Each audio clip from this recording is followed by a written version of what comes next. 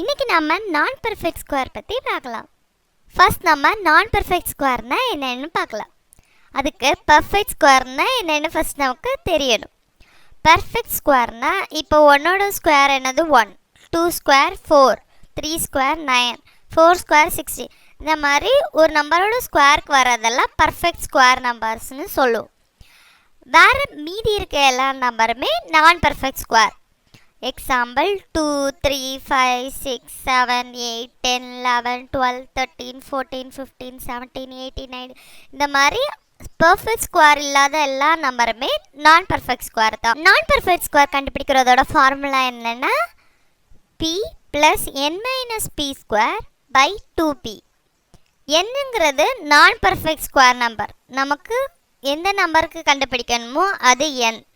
அதுக்கு கிட்டே இருக்க பர்ஃபெக்ட் ஸ்கொயர் ரூட் நம்பர் வந்து p. எக்ஸாம்பிள் √53 இதுக்கு கண்டுபிடிக்கலாம்.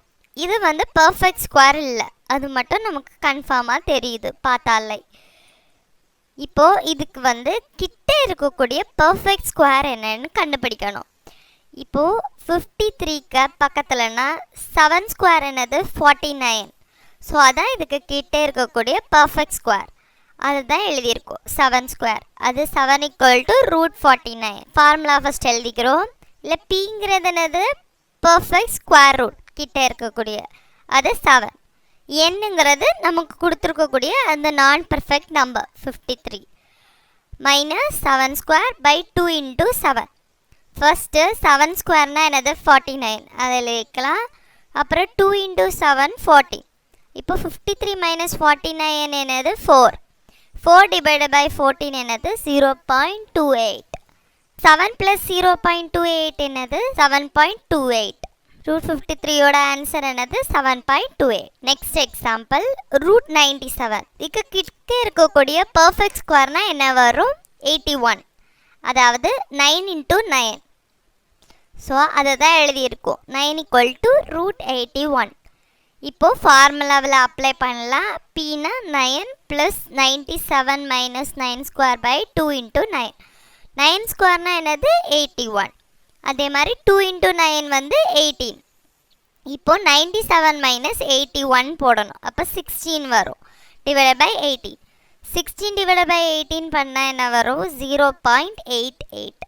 ஸோ 9 + 0.88 என்னது 9.88. √97ஓட ஆன்சர் என்னது 9.88. நம்ம இது வரைக்கும் 100க்கு உள்ளே இருக்க நம்பருக்கு எப்படி பண்ணணும்னு பார்த்தோம். இப்போ 100 விட கூடுதல் இருந்தால் எப்படி கண்டுபிடிக்கணும்னு பார்க்கலாம். எக்ஸாம்பிள் √149. ஸோ இதுக்கு கிட்டே இருக்கக்கூடிய பர்ஃபெக்ட் ஸ்கொயர்னு சொல்லும்போது என்ன வரும்னா 12 ஸ்கொயர், அதாவது 144.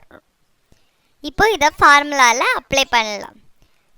p வந்து 12, n வந்து 149. இதை வச்சு அப்ளை பண்ணணும். 12 ஸ்கொயர் 144. 2 × 12 என்னது 24.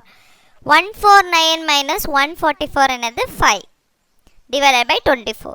5 / 24 என்னது 0.20. ஸோ 12 + 0.20 என்னது 12.20. ஸோ √149க்கு ஆன்சர் வந்து 12.20. இதை மாதிரி நம்ம எந்த நம்பருக்கு வேணாலும் நான் பெர்ஃபெக்ட் ஸ்கொயர் நம்பருக்கு இந்த ஃபார்முலா யூஸ் பண்ணி கண்டுபிடிக்கலாம். ஆனால் நமக்கு கண்டிப்பாக பர்ஃபெக்ட் ஸ்கொயர் என்னென்னு தெரியணும், அதுக்கு கிட்டே இருக்கக்கூடிய. இப்போ உங்களோட ஒர்க் அவுட் டைம் √156, √92, √79, √23 இதுக்கெல்லாம் நீங்கள் பண்ணி பாருங்கள். தேங்க்ஸ் ஃபார் வாட்சிங். Like, share and subscribe friends. Bye from Dingo.